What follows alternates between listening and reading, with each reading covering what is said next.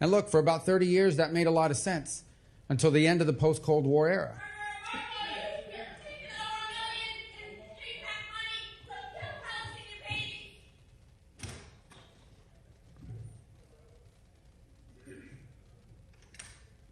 So that made a lot of sense for a long period of time during the Cold War. Mr. Chairman, it's our job to oversee the State Department.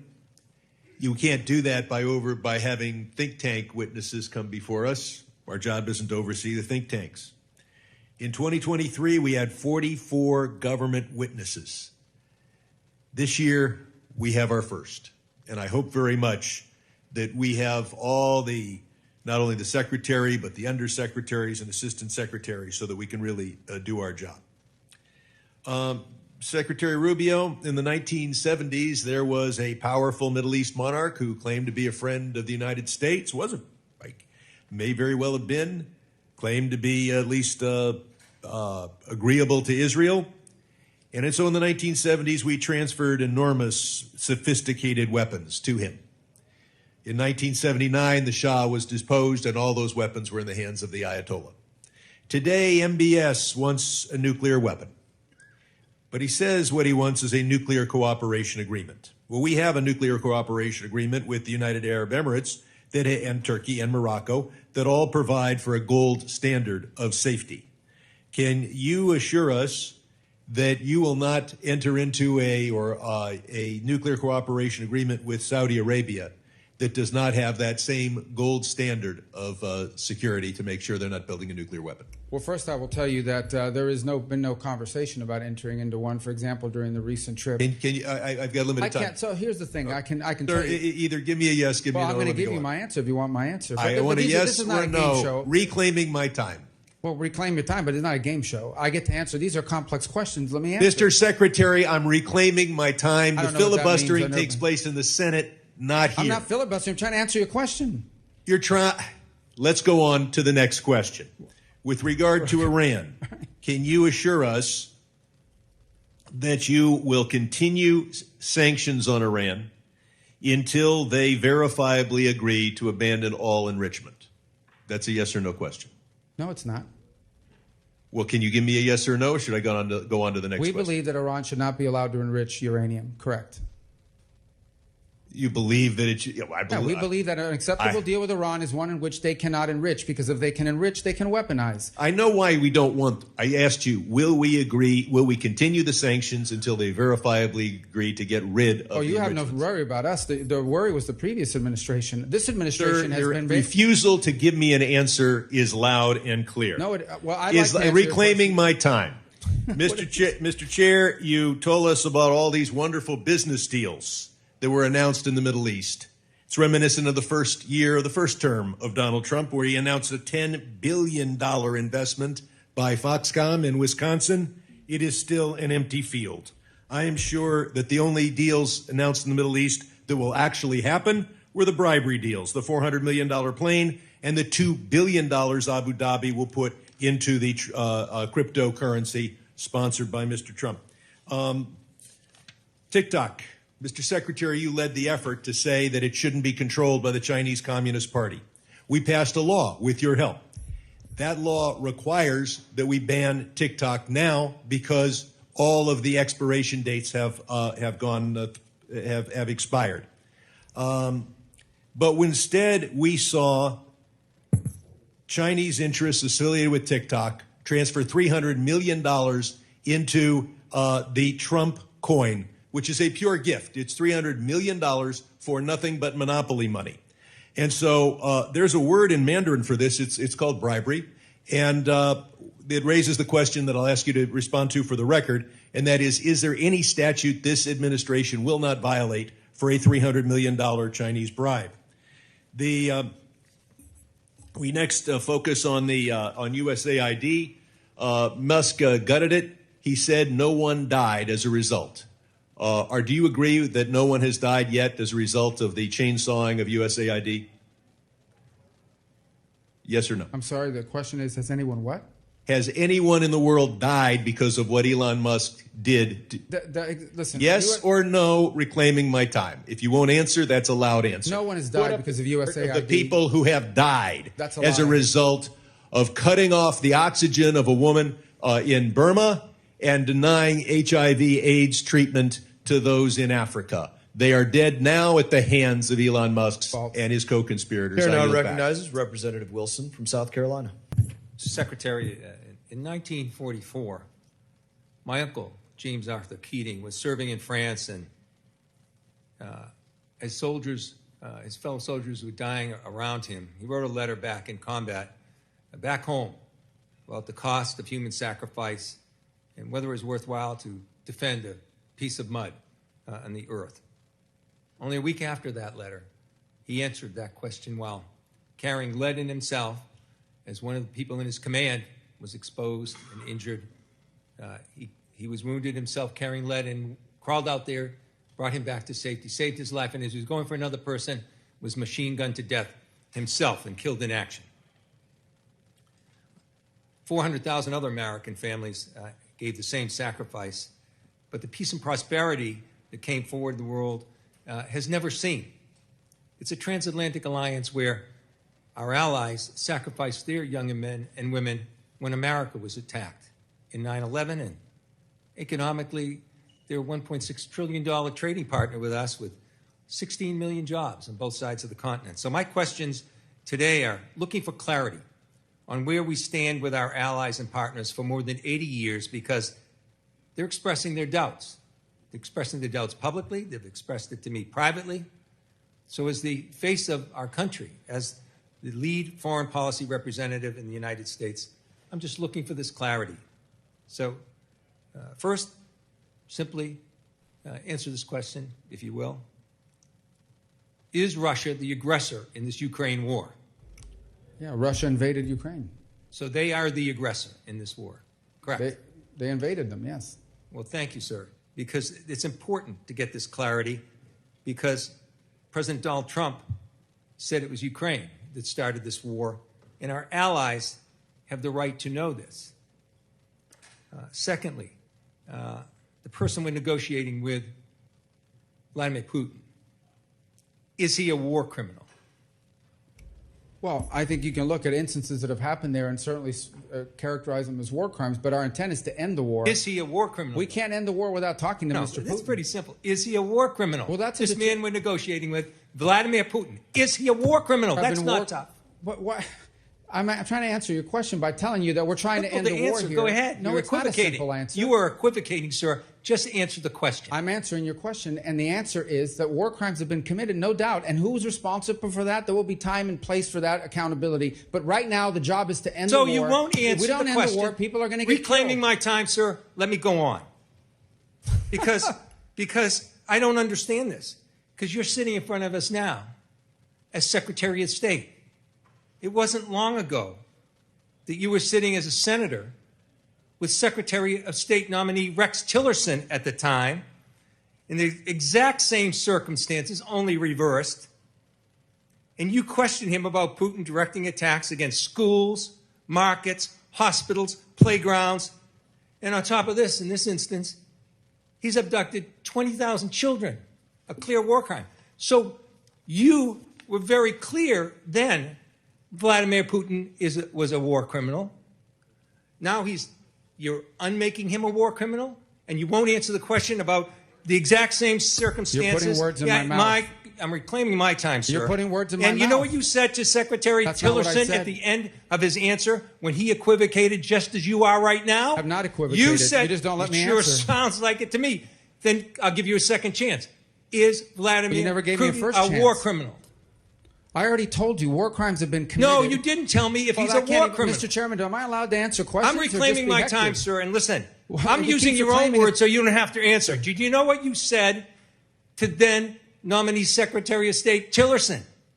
You said you were very discouraged in his inability to accept that Putin was indeed a war criminal. Your words, we don't need any more. You're inconsistent. The third question I have, sir, is this. I answered your question. You just don't let me answer. You did not answer the question about Putin's Well, you war keep criminal reclaiming your conduct time. in Ukraine. You ask me a question, then you reclaim your time. So how can I answer You the answered question? it. Listen, let me go forward with this.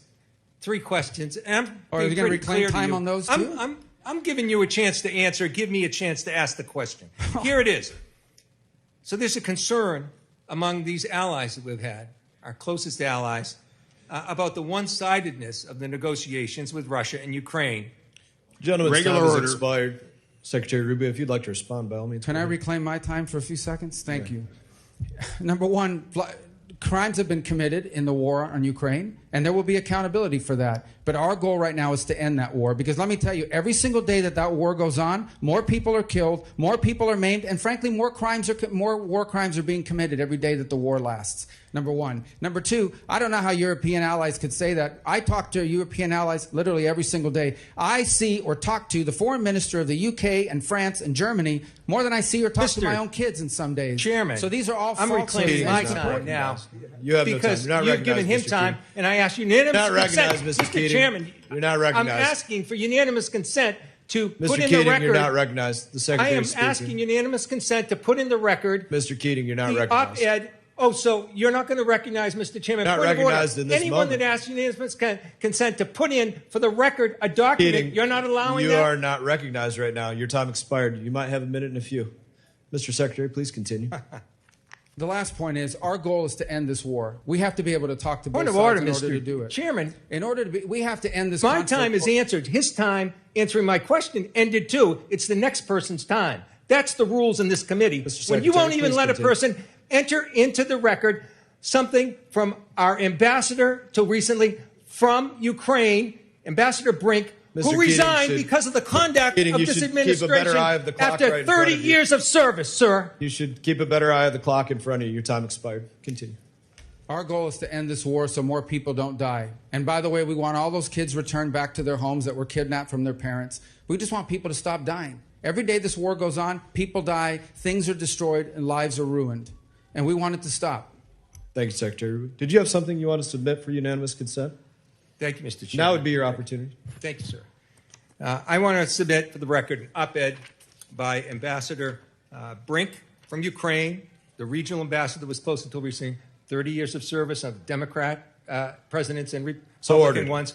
It's an op-ed that says So ordered. Trump's Ukraine Representative Weiss is recognized. choice, and she details how So peace ordered. at any cost is Take yes appeasement, for an not answer. peace. So Thank ordered. you, sir. Representative Weiss is recognized. Mr. Chairman, I'd like to ask unanimous consent that the accomplishments of the Secretary of State in the first 100 days be placed in the record. So ordered. As a member of the legislative branch, I don't have a special exemption to violate the law. You would agree with me, wouldn't you, that in America, no one is above the law?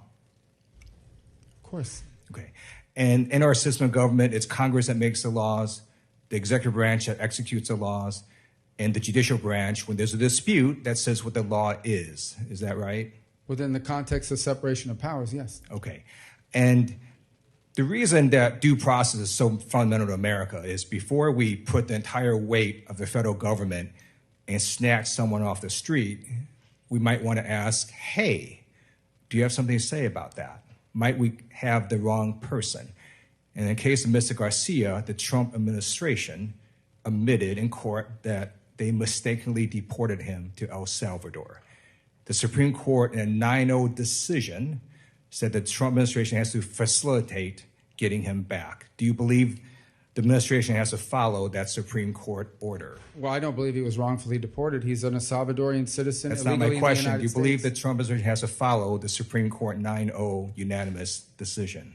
Within the context of separation of powers. That Okay. No court can tell me how to conduct foreign policy. They can't tell me what I have to say to a president of another country, nor do I need to tell them what I told the president of another country, because I can't I'm conduct just foreign asking you, policy. do you believe the Trump administration has to follow the unanimous Supreme Court I believe we decision? are following it. Okay, so my next question is, what steps have you or the State Department taken to facilitate the return of Mr. Garcia, who was mistakenly deported to El Salvador. The conduct of our foreign policy is an executive function, and how I conduct I'm it, just I don't need asking to share you. with you. Well, let me ask you: share with the court. Have you or the State Department taken any steps to facilitate? We've taken steps, but I'm not going to tell you what they are, and I don't have to, because we conduct the foreign policy of the United States, and I can't conduct diplomacy with a foreign leader if I come to committees and tell you what they said to me, what I said to them, and more certainly a court can't tell me to say that. So you have either. taken steps to facilitate Mr. Garcia's return. We've made those. We've made that assertion, and we've made those assertions in court, and we've Thank complied. you. I appreciate that. I'd like to ask you now about Ukraine. On August 24th, 2022, you tweeted the following. In the past 6 months since Putin's criminal invasion of Ukraine, Ukrainians have shown incredible bravery and strength as they fight to defend their homeland. On Ukraine's Independence Day, the free world applauds their courage and celebrates Ukraine's sovereignty. And then also in 2022, you said the people of Ukraine are tough people who will never accept being ruled by Putin. I want to ask you, I assume you continue to believe what you said in 2022, right? That we should celebrate Ukraine's sovereignty and that the people of Ukraine will never accept being ruled by Putin, right? Yeah, that's why we're trying to end the war. All right. On April 30th, 2018, you tweeted, glad to see State Department confirm delivery of Javelin anti-tank missiles to Ukraine. The U.S. should continue empowering Ukraine and other allies to defend against the threat of Russian aggression. You would agree with your prior statement that the U.S. should continue to support Ukraine against Russian aggression, right? We've supported them more than anyone in the world. All right. Unfortunately, it appears Secretary of Defense Pete Hegseth went rogue and decided unilaterally to stop support for Ukraine earlier this year. Various news organizations reported that Secretary Hegseth paused military support to Ukraine without President Trump's knowledge. I'm going to read you from one article dated May 6. Quote, Pete Hegseth canceled military aid flights to Ukraine just a week into Trump's second term without the president even knowing, according to Reuters. The order initially sparked mass confusion within the administration as national security officials in the White House, the Pentagon, and the State Department couldn't figure out who ordered the halt in flights. This is yet another example of the chaos and lack of cohesion that Hegseth has brought to the Pentagon from day one. Did Secretary Hegseth tell you before he ordered the halt in flights to Ukraine of military weapons? I can't comment on that because I don't remember that. I don't remember ever hearing that, to what you're claiming now. So your understanding is he never told you he was going to halt these flights? I just know we're providing them assistance now, but the war ultimately has to end. In 2016, you stated the following. From his repression of the Russian people and the assassination of his critics, to his dangerous invasion of Ukraine and the occupation of Crimea, to his threats against our NATO allies in Central and Eastern Europe, to the war crimes committed by Russian forces, Putin's Russia is a threat to global stability. You would agree with your prior statement, right, that Putin's Russia is a threat to global stability? I would agree that in my role as Secretary of State, my job is to bring Russia to the table to end a war, and that's what we're trying to do right now. We're trying to end a war so that more people don't die. Thank you. And trying to end the war, I simply note that Putin on Palm Sunday launched a barrage of missiles, killed a bunch of civilians. Right before his conversation with Trump recently, he launched a bunch of missiles, killed a bunch of civilians. So clearly, Putin is giving the middle finger to you and to the president.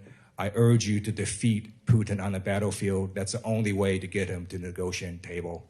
I yield back. On March 21st, 2025, the State Department approved the revocation of a student visa for Rümeysa Öztürk, a Turkish citizen who is a graduate student at Tufts University, apparently simply for writing an op-ed. According to an internal State Department memo, you took this action under your discretionary authority to revoke visas, and soon after you revoked her visa, armed and masked plainclothes officers snatched Ms. Öztürk off the street and transported her to a prison in Louisiana.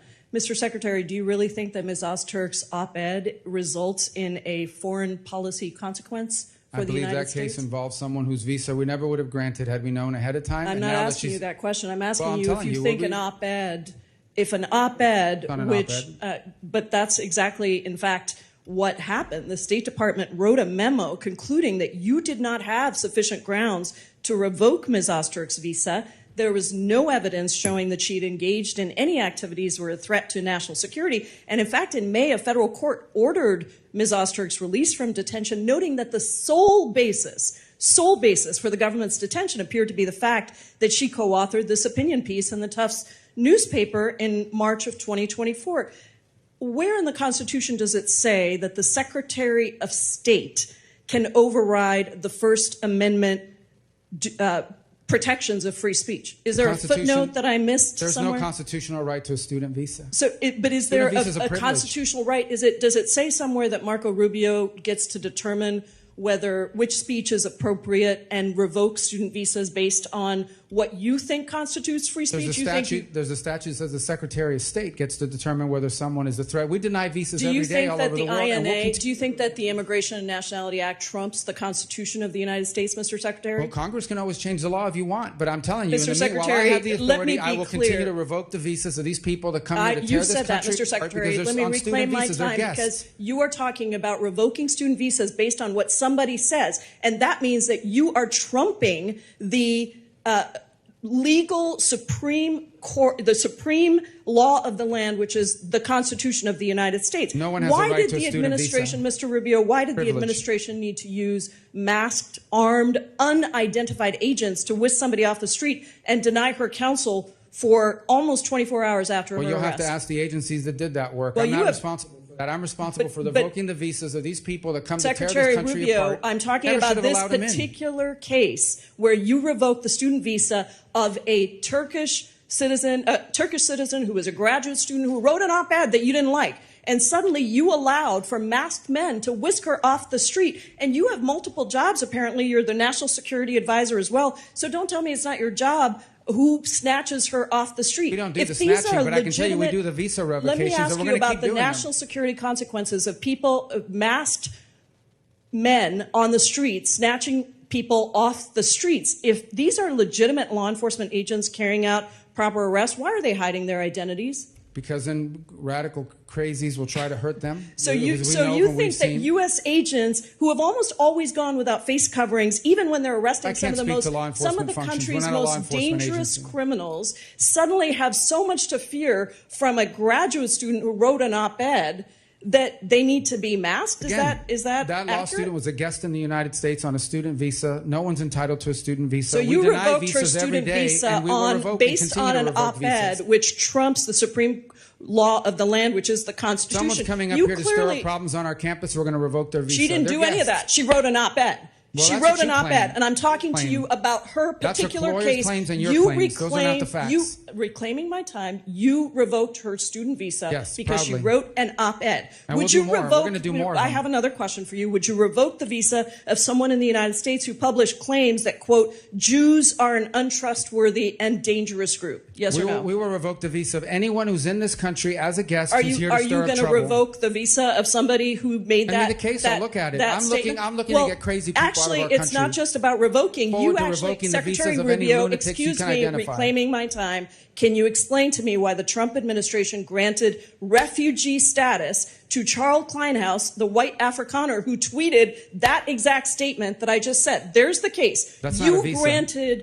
You granted that person That's to a enter totally the United different process. States. That's someone that applied here through a totally different process. Secretary Rubio, visas are a privilege. Secretary we deny Rubio, them all the time, you and we'll revoke them. revoked And a visa based on an op-ed, and then you allowed for Gentlelady's time masked has men expired. to That's your snatch claim. That's somebody off accurate. That's the your claim. street. Your That's time's your claim. expired. That's your claim. That's not accurate. Recognize Ranking Member Meeks for a closing statement.